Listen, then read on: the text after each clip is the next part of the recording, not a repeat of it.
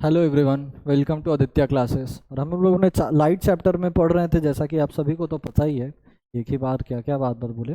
लेकिन last video तक हम लोग लाइट में दो न्यूमेरिकल कर लिए थे मिरर फार्मूला से रिलेटेड। ठीक है, एक न्यूमेरिकल ये अपना हो गया था, एक न्यूमेरिकल ये हो गया था अपना, जिसमें हमको कॉन्केव मिरर के केस में इमेज जो फॉर्म हुआ उसका साइज, नेचर और पोजीशन बताना था। वहीं दूसरा क्वेश्चन ये वाला भी हम लोग कर लिए थे, जिसमें कि लीनियर मैग्निफिकेशन का यूज़ करके हम लोग फाइंड आउट किए थे अपना इमेज का पोजीशन और उसके बाद उसका साइज। तो ये दो क्वेश्चन कर लिए थे। चलिए अब आज नेक्स्ट क्वेश्चन, दो और क्वेश्चन बच रहे हैं कॉन्केव मिरर के।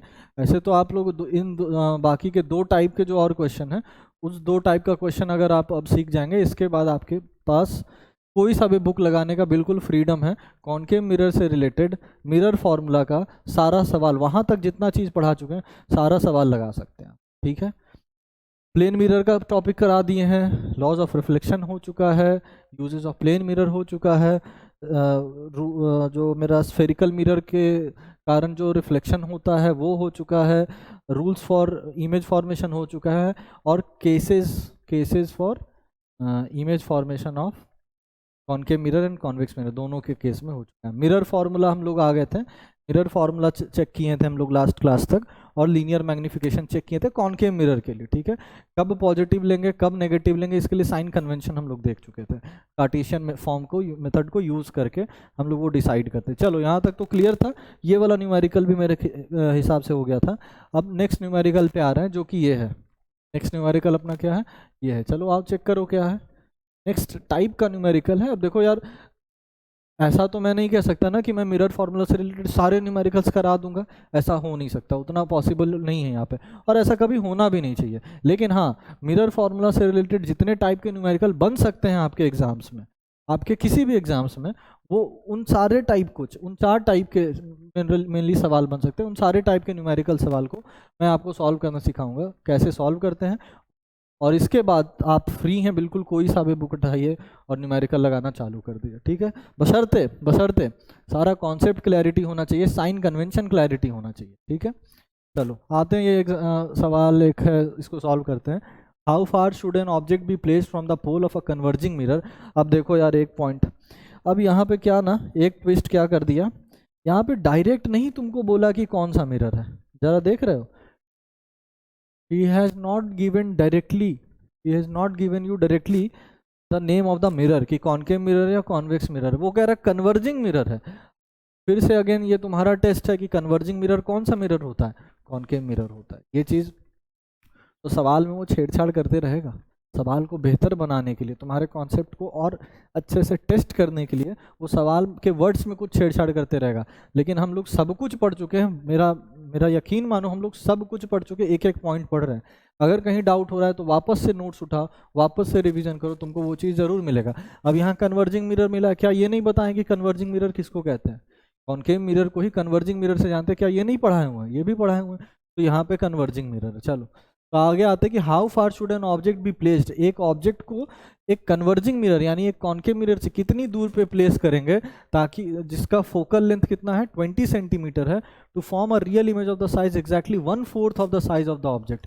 तो इमेज, जो इमेज फॉर्मेशन होगा, उस इमेज का साइज ऑब्जेक्ट के साइज का कितना होगा, 1/4 होगा। देखना, ये सवाल पढ़ लेना अच्छे से, ठंडे दिमाग से सवाल पढ़ो, समझो कि क्या कह रहा है और इसके लिए हम लोग क्या क्या निकाल सकते हैं। ठीक है, एक बार फिर से पढ़ रहे हैं। How far should an object be placed from the pole of a converging mirror of focal length 20 centimetre to form a real image of the size exactly 1/4 of the size of the object. देखो क्या कर रहे हैं, सबसे पहले तो यार converging mirror बना लो, एक कन्वर्जिंग मिरर यानी कि एक कॉनकेव मिरर बना लो। सबसे पहला काम तो यही कर लें। अगर सबसे पहला काम ये कर लेंगे तो इसके बाद हम लोग क्या कर सकते हैं, प्रिंसिपल एक्सिस बनाते हैं। भाई प्रिंसिपल एक्सिस बना लेते हैं। ठीक है, ये मेरा रहा पोल, पोल, ये रहा मेरा फोकस, और यहाँ कहीं मेरा रहा सेंटर ऑफ कर्वेचर, यहाँ कहीं मेरा रहा सेंटर ऑफ कर्वेचर। ठीक है,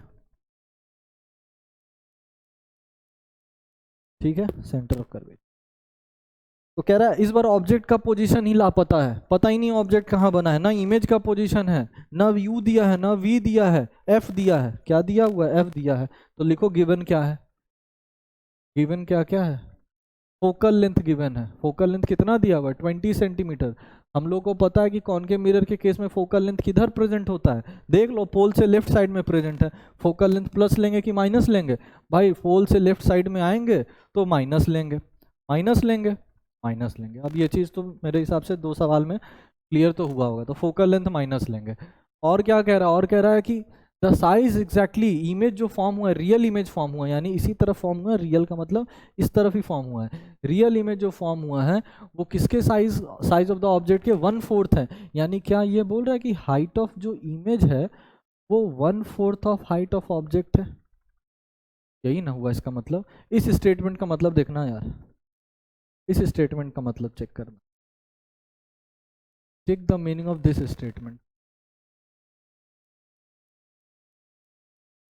check the meaning of this statement. इस स्टेटमेंट का मतलब समझो, form a real image of the size exactly 1/4 of the size of the object. जो ऑब्जेक्ट का साइज है यानी हाइट ऑफ द ऑब्जेक्ट जो है उसका क्या है, साइज इमेज का 1/4 है, तो 1/4 कर। बोलो भाई क्यों, ठीक है, समझ में आ रहा है ये चीज, चलो आ रहा है ये चीज समझ में। अब अगर आ रहा है समझ में तो देखना, तो आगे सॉल्व करें इसको फिर। तो हाइट ऑफ इमेज और हाइट ऑफ ऑब्जेक्ट जहां आ रहा है केस में, वहां माइंड में तुम्हारे बैक ऑफ द माइंड एक फॉर्मूला चलना चाहिए कि सर एक फॉर्मूला इससे रिलेटेड, एक फॉर्मूला पढ़े थे वो था लीनियर मैग्निफिकेशन का फॉर्मूला कि m बराबर height of image by height of object होता है। यहाँ लिख दो वी नो, हम लोग को ये तो फॉर्मूला पता है कि m बराबर height of image by height of object होता है। हाइट ऑफ इमेज क्या है भाई, 1/4 टाइम्स ऑफ h0 है, और नीचे तो h0 रहेगा ही, ये तो h0 रहेगा। अच्छा एक बात और, हाइट ऑफ इमेज यहाँ प्लस में लिखें या माइनस में लिखें, किसमें लिखेंगे हाइट ऑफ इमेज, प्लस में लिखेंगे या माइनस में लिखेंगे। कैसा इमेज है, रियल इमेज है, जरा देखना ढंग से, कैसा इमेज है, रियल इमेज है, देखो तो कैसा इमेज है, रियल इमेज। और रियल इमेज होता है तो इमेज जो मेरा फॉर्मेशन होता है इमेज का वो इरेक्ट होता है या इन्वर्टेड होता है, इन्वर्टेड होता है। यानी क्या साइन लगेगा मेरा यहाँ पे, माइनस साइन लगेगा। क्या साइन लगेगा मेरा, माइनस साइन लगेगा, तो माइनस साइन लगा दो, ठीक है। h0 से h0 कट गया तो मैग्निफिकेशन क्या आ गया, -1/4 आया क्या, बताना यार, -1/4 आया, बोलो हाँ कि ना। ये देख लो यहाँ तक एक बार, क्लियर है सब कुछ, यहाँ तक सब कुछ क्लियर है। इस तरीके से मैग्निफिकेशन लेके आए, ठीक है। चले आगे, आगे चलो, आगे चलो, चलो देखना आगे चलो। अब हमें अगर ये मालूम है मैग्निफिकेशन -1/4, तो मैग्निफिकेशन से रिलेटेड एक फॉर्मूला और भी तो होता है, also, also magnification equals to -v/u, yes और नोट, यस और नो, -v/u। ये भी तो फॉर्मूला लोग हम लोग कल ही पढ़ के आए यार, अब ये मत करना नहीं होता, अगर नहीं होता है तो एक बार फिर से नोट्स पढ़ के आओ, याद करके आओ फॉर्मूला, ठीक है, यस और नो। तो यू तो चलो अब मैग्निफिकेशन, मैग्निफिकेशन मालूम है -1/4 है, पता है ना, ये देखो -1/4 है, -v/u, जरा माइनस से माइनस चला गया, माइनस से माइनस कट गया, तो v/u क्या बना, 1/4 बना। तो v किसके बराबर बन गया, u/4 के बराबर बना।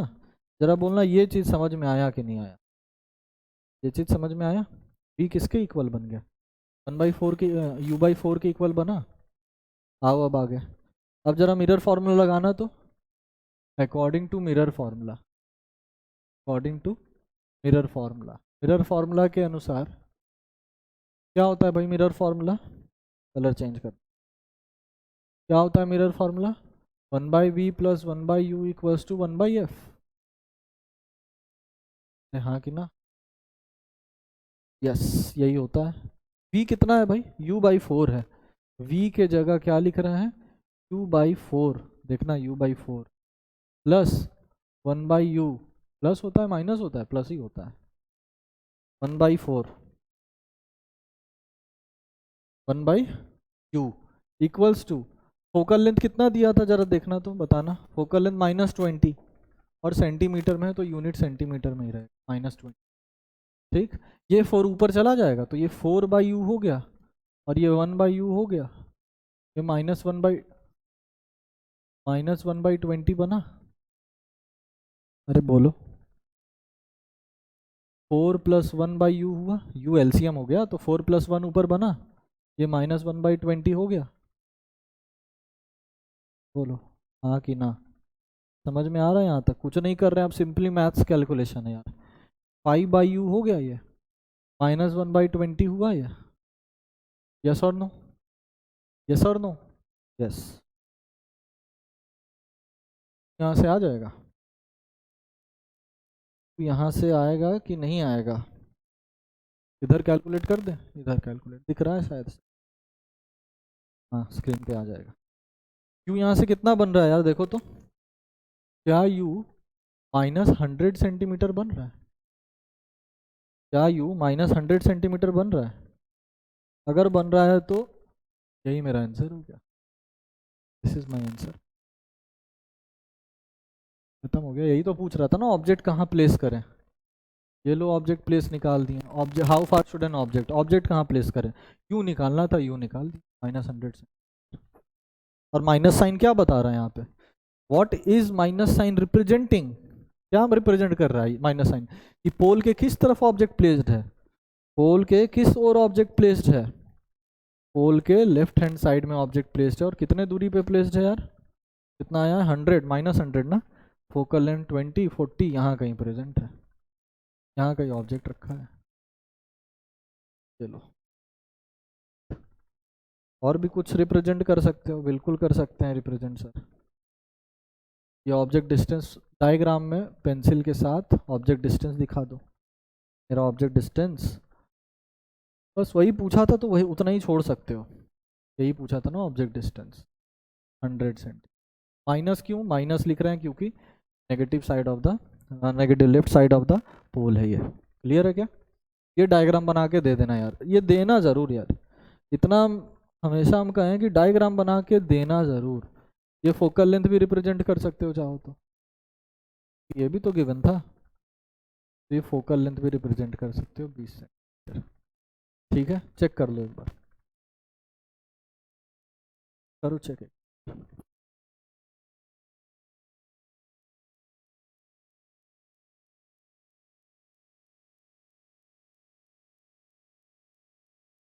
ठीक है, तो आंसर में अगर -100 सेंटीमीटर नहीं लिखा है, सिर्फ 100 सेंटीमीटर लिखा है, तो वो ऑलरेडी वो क्या कर रखा है? वो माइनस साइन को इग्नोर कर रखा है। वो माइनस साइन को क्या कर रखा है? इग्नोर। एक्चुअल आंसर तो अपना -100 ही होगा, लेकिन यहाँ पे ये स्टेटमेंट लिख दो। किसी किसी बुक में ये भी तुमको मिल सकता है कि आंसर में माइनस साइन के साथ आंसर नहीं दिया है, तो यहाँ लिख देंगे ना कि here here negative sign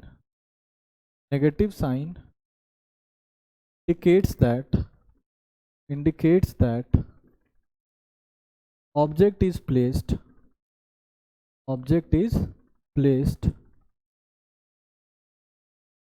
left side of pole। तो यही नेगेटिव साइन इंडिकेट कर रहा है।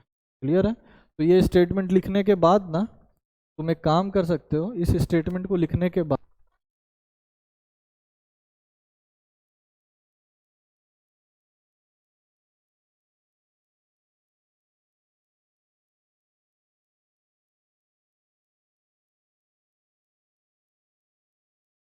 ये भी आंसर सही है, ये भी आंसर सही है, लेकिन ये आंसर तब लिखना जब ये स्टेटमेंट लिख देना कि यहाँ नेगेटिव साइन क्या रिप्रेजेंट करना है, तब हटाना वहाँ पे नेगेटिव साइन को, वरना मत हटाना। ठीक है, चलो अब आगे बढ़ते हैं और नेक्स्ट क्वेश्चन लेते हैं। एक बहुत अच्छा क्वेश्चन है, देखना यार, लिखना, सवाल लिखना। बहुत तगड़ा क्वेश्चन है ये क्वेश्चन। ठीक है, लिखना। ये क्वेश्चन है कि when an object is placed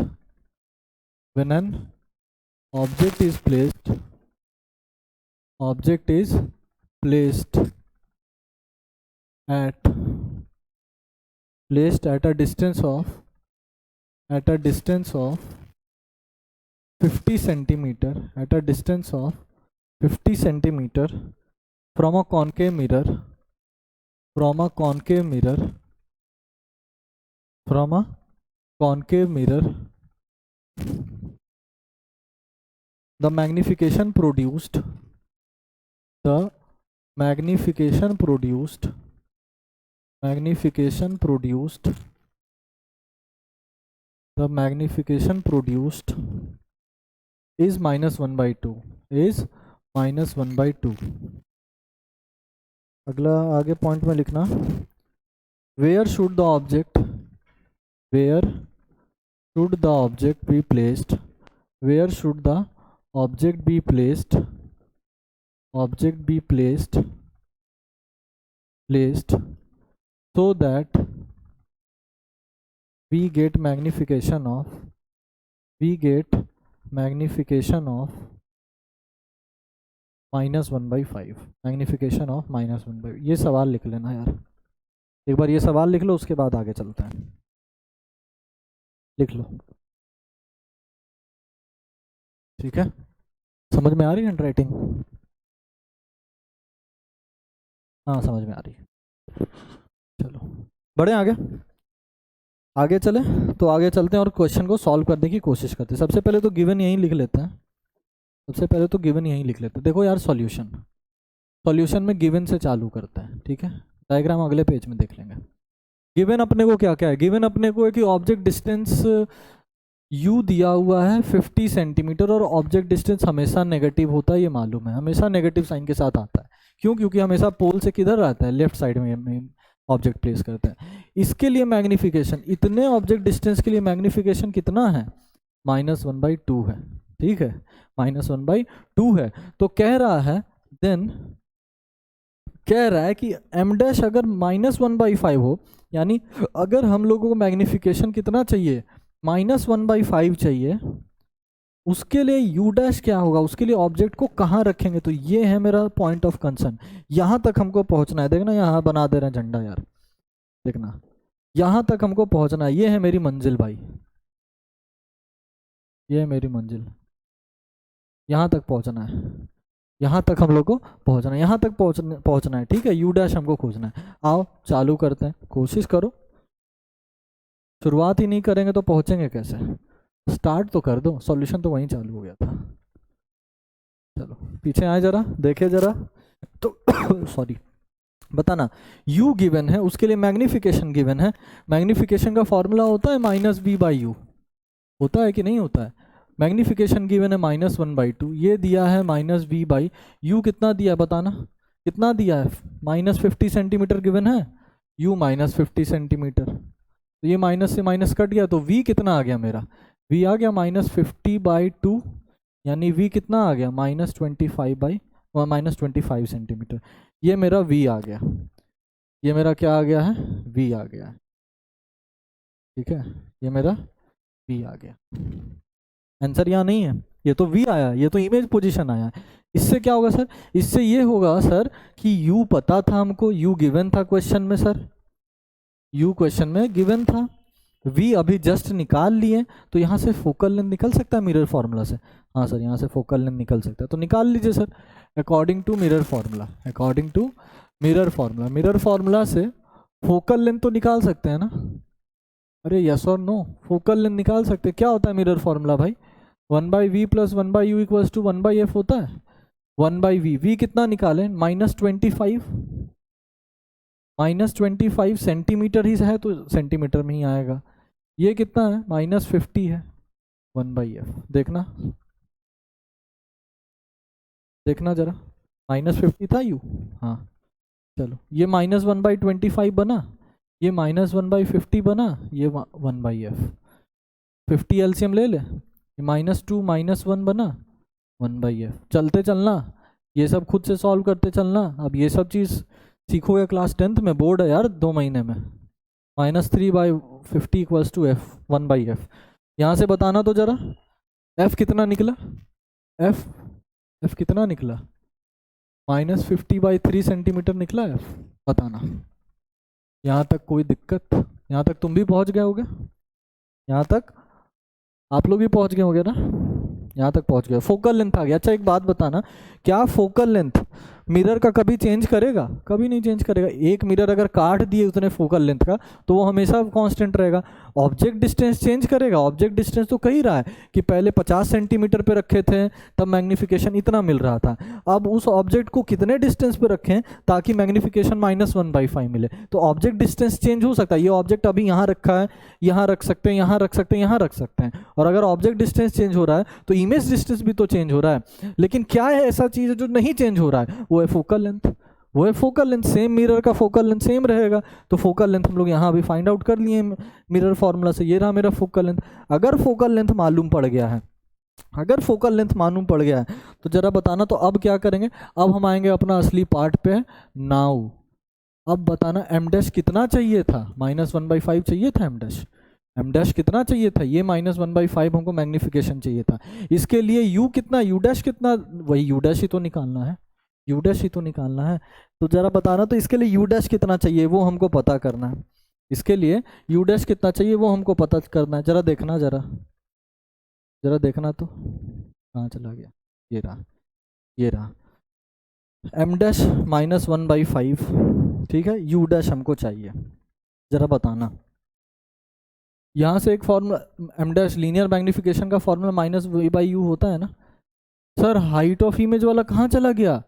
क्यों नहीं यूज़ करे? क्योंकि हाइट ऑफ इमेज और हाइट ऑफ ऑब्जेक्ट से सवाल ही नहीं है, कोई मेंशन ही नहीं है उसका, कहीं उसका यूज़ ही नहीं, इसलिए वो फॉर्मूला लगा ही नहीं रहे। इसलिए -v/u, हर जगह v और u का यूज हो रहा है, तो -v/u लगा दो, u dash v dash, v dash u dash लगा दो, ठीक है। अब जरा बताना, तो ये माइनस से माइनस चला गया, ये माइनस से माइनस कट गया, तो v dash by u dash ये कितना बना? 1/5। तो v डैश कितना बना? u डैश बाई 5 बना। अरे हाँ कि ना बोल लो, बोलो अब ये भी समझ में आया कि नहीं आया? अगर ये भी समझ में आ गया तो आगे चलते हैं। ये भी समझ में आया, ये भी समझ में आया, आगे चलो, आगे चलो। और देखो तो again according to mirror formula, again according to mirror formula, फिर से अगर मिरर फॉर्मूला लगाएं, पीछे वाला क्वेश्चन ही है यहाँ से, तो फिर से अगर मिरर फॉर्मूला लगाएं तो 1/v + 1/u डैश लगा दो। ये लो, ये डैश लगा दो। एफ पे डैश नहीं लगाएंगे। क्यों नहीं एफ पे डैश लगाएंगे सर? क्योंकि एफ थोड़ी ना चेंज हुआ है, वी चेंज हुआ है, यू चेंज हो रहा है, इसलिए डैश डैश से उसको चेंज कर दिए। एफ थोड़ी ना चेंज हो रहा है मेरा। लगाओ, वी डैश कितना था बोलो, देखो पीछे वी डैश कितना था? u डैश बाई 5 लिख दिए, u dash by 5, u dash by 5। u dash पता नहीं, u डैश तो u डैश ही था। फोकल लेंथ वो निकाल लिए थे, फोकल लेंथ पीछे ये था -50/3, और सेंटीमीटर में तो लास्ट में हमको सेंटीमीटर में आंसर मिलेगा, ठीक है। -5/3 चेंज करते हैं पेन। ये देखना, तो 5/u डैश + 1/u डैश -3/50 सब ऊपर चला गया। ये 6/u डैश हो गया, -3/50 बना। अगर यहाँ से u डैश कैलकुलेट करें, अगर यहाँ से u डैश कैलकुलेट करें तो क्या 100 आएगा? -100 सेंटीमीटर 100 आएगा कि नहीं आएगा? बोलो बोलो यार। और क्या u डैश निकालना था? यही तो झंडा था जहाँ तक पहुँचना था, यही तो मेरा मकसद था जहाँ तक पहुँचना था। देखो पहुँच गए। अगेन आंसर तुम्हारा हो सकता है कि माइनस में नहीं गिवन हो, तो माइनस में नहीं गिवन होगा तो हम क्या करेंगे ना, दिमाग लगाएंगे। हम एक ये भी बॉक्स में डाल देंगे आंसर को, इस आंसर को भी बॉक्स में डालेंगे, एक और आंसर को बॉक्स में डालेंगे। वो कैसे लिख के? वो दिमाग लगा के लिखेंगे। वो लिखेंगे कि हेयर नेगेटिव साइन, ये जो नेगेटिव साइन है ना यू के साथ, यू डैश के साथ, here negative sign indicates that, here negative sign indicates that object is placed, object is placed left side of the mirror, left side of the mirror। ये statement लिख देना। ये स्टेटमेंट लिखने के बाद पता है क्या होगा? इस स्टेटमेंट लिखने के बाद तुम लिख सकते हो hence u dash equals to 100। तब तुम इस वैल्यू को पॉजिटिव में लिख सकते हो, तब कोई नहीं तुमको रोकने जाएगा। लिख दो भाई अब पॉजिटिव में। अब ये लो, तो ये स्टेटमेंट भी लिखना, ये स्टेटमेंट भी लिखना मत भूलना। और उसके बाद तो ये भी मेरा आंसर है। अगर कोई बोले क्या ये आंसर गलत है, नहीं, ये आंसर भी गलत नहीं है, ये answer absolutely correct, this answer is absolutely correct.